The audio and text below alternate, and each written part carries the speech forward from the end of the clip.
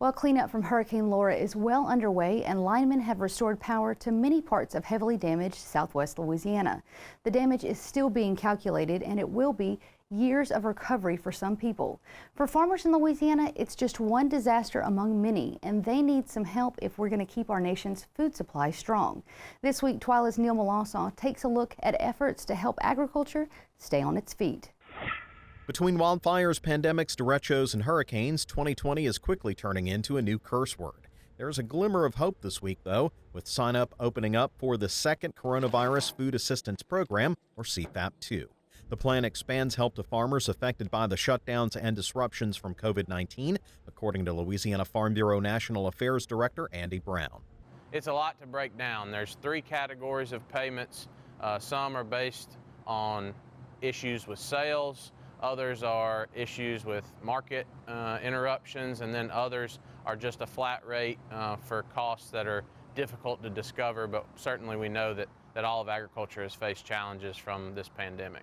One big addition in this new CFAP is rice and sugar, which will both be included along with other grains and livestock. One that we're still very proud of that did make it again in CFAP 2.0 with all the work that Louisiana Farm Bureau and LSU put forward is crawfish.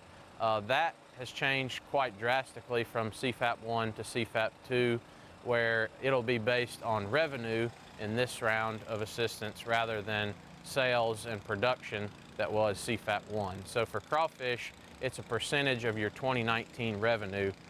The easiest way to explain that is it's about 10 cents on the dollar. So you'll take your 2019 revenue and take about 10% of that for your CFAP 2 payment.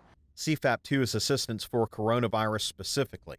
The other 2020 disasters haven't been addressed yet, and getting help there is a literal act of Congress, Brown says. So we don't have a disaster package funded for 2020.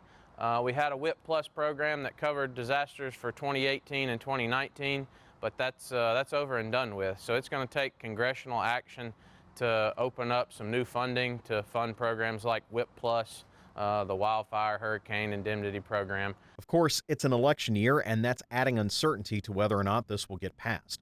Brown says the most important thing is to secure our nation's food supply and the farmers who ensure it. This is not a handout. This is not something that's a luxury.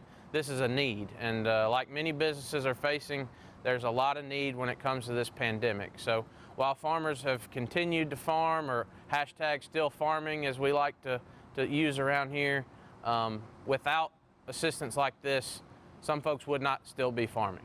Reporting for This Week in Louisiana Agriculture, I'm Neil Melancon. Sign up for CFAP-2 will stay open until December 11th. For more information on the program, head over to our website at twylatv.org.